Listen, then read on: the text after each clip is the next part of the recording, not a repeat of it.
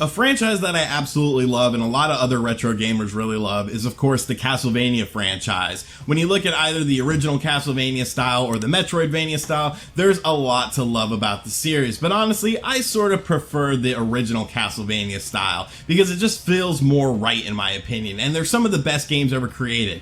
Castlevania 1, amazing game. Castlevania 3, an amazing game. Rondo of Blood on the PC Engine, just an absolute masterpiece. Super Castlevania 4, these are all timeless classic games that a lot of us grew up playing and a lot of us fondly remember. Well, the Castlevania franchise has definitely been through a lot of turmoil, and it looks like it might sort of be coming back with Castlevania Grimoire of Souls, but this is an iOS only game, and it looks like it's got a strong emphasis on multiplayer, not really what Castlevania fans have wanted. Really, the last time we got a great Castlevania game on a home console was Castlevania The Adventure Rebirth, which was on WiiWare that unfortunately you can't buy anymore. So unless you bought it when the WiiWare was still active, that game is lost to obscurity now. But it looks like Bloodstained Ritual of the Night is trying to bring back that original Castlevania feel, but it definitely looks more like a modern game. Well, Inticreates just announced the side project of Bloodstained Ritual of the Night, which was a Kickstarter thing. Basically, if the Kickstarter got to a certain goal, you were going to get a spin-off game that was done by Inticreates, and a lot of people were interested in this game, but I think a lot of people forgot about it. Well,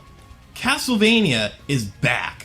And it's not called Castlevania, it's called Bloodstained, Curse of the Moon. But good lord, this game is easily one of my most anticipated games of the year. And the best part is, it comes out on May 24th. So what is Castlevania Curse of the Moon? What is this game all about? What does it bring to the table? And why am I so freaking excited for it? Let's find out. Hey, RGT 85. Hey, Sean. Oh my god, it's Stevie Richards!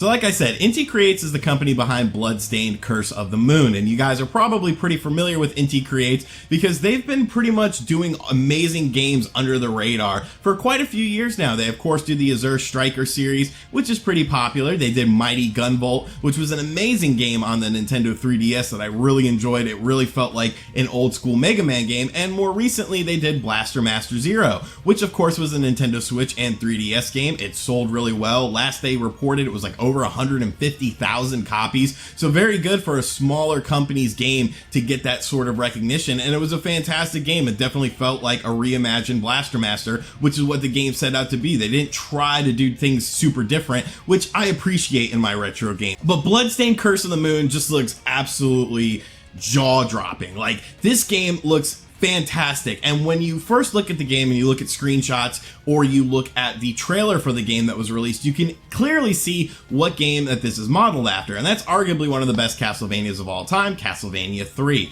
And it really sort of comes down to not only the gameplay style, but the way the characters in the game work. As far as the characters in the game, your main character is a character named Zangetsu, who is the protagonist of Circle of the Moon. He's a swordsman who doesn't like demons and alchemists. He has the highest HP and attack power, and he can use all 3 different sub-weapons. Basically, he's the main guy in the game. He's your sort of Belmont-like character. But what's cool about this game is there's also 3 additional different characters that you take control of in the game, which I really like because once again, that sort of goes back to that Castlevania 3 style. One of the characters is the main character of A Ritual of the Night, which is the main Bloodstained game, and that is Miriam. So Miriam has a whip. She definitely looks like an old school Castlevania character, and I think it'll be really fun to play as her. The other 2 characters are a character named Alfred, who I'm not super familiar with, but he looks sort of like a magic guy, an alchemist, and a character named Jebel, or Gebel. I don't know how to say it. I'm probably saying it wrong. Don't crucify me too hard in the comments.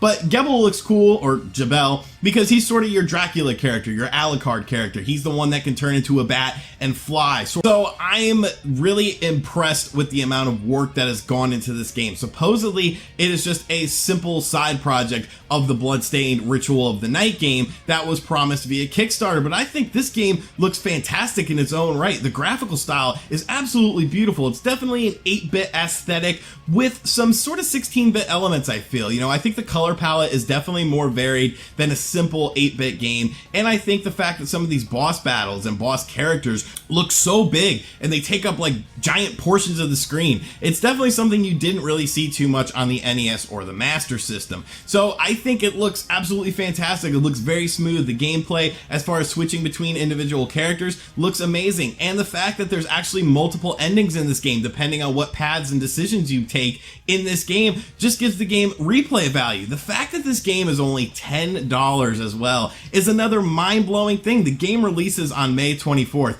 and I am just super excited for this game. Honestly, I feel this might actually be better than Ritual of the Night. Now hear me out on this, because when it comes to Kickstarter games, especially big Kickstarter games, spiritual successors as you will, there's a lot to live up to with these spiritual successors. Let's take a look at Mighty No. 9. Obviously some of the spin-off games for Mighty No. 9 were way more popular and way highly critically received than the actual Mighty No. 9 game itself. Remember, Inticreates did Mighty Gunvolt, which had Beck in the game, and that game was absolutely superb. It was like, hey, this is the Mega Man game we want, even though this newer-ish game that's supposed to be the spiritual successor to Mega Man that got all this funding, that got all this money, this isn't really what we wanted though. We want this old school style, and I almost feel like Curse of the Moon is going to have the same sort of... I'm not saying Ritual of the Night is going to be a bad game. I think it's going to be a very solid game. But when I look at things like the art aesthetic of the game and sort of the jumping mechanics and just various things about the game, I just worry a bit, because it's obviously going to have a lot to live up to. It has very lofty expectations of what this game can do, of what this game will sort of resonate with gamers. Is it going to be another Mighty No. 9? Can you really capture Castlevania and satisfy all of them in a prominent release with Bloodstained Ritual of the Night? I think there's going to be a lot of indecisive people. I think there's going to be some mixed reviews for the game. I hope it turns out absolutely fantastic, but part of me feels like maybe Curse of the Moon is the Castlevania game we all wanted. You know, we don't need all these bells and whistles when it comes to Castlevania. You don't necessarily have to have all these groundbreaking graphical engines and, you know, all these crazy effects going on. If you just have the tried and true gameplay, which Curse of the Moon looks like it has. I keep wanting to say Circle of the Moon, Castlevania Circle of the Moon, because that was, you know, a Game Boy game, a Game Boy Advance game, but no, Curse of the Moon. Curse of the Moon. But even so, right there in the name of the game, it's like, okay, this is definitely Castlevania, just under the Bloodstained title. So I do sort of feel like there could be some disappointment with Ritual of the Night. Curse of the Moon, though, I don't think there's any disappointment. The fact that this game is only $10, releases in a couple weeks, May 24th, and it's available on all platforms. It's available on the PS4, the Xbox One, the Nintendo Switch, the Nintendo 3DS, even the PlayStation Vita. When was the last time you heard of a cool game coming to the Vita? I'm just kidding, Vita fans. I know there's still some games out there. But honestly, Curse of the Moon is a game that a lot of people should be excited about. This game looks like it's going to be absolutely fantastic. The graphics are beautiful. The audio sounds really good. The characters are interesting enough. The fact that there's 4 different characters that you eventually get, and you could switch these characters on the fly, is just awesome in my opinion. Multiple endings, and Inticreates is making it. Inticreates is a top quality developer. They have shown time and time again they can do these retro style games in the modern era and make them work, make them pop, make them look gorgeous.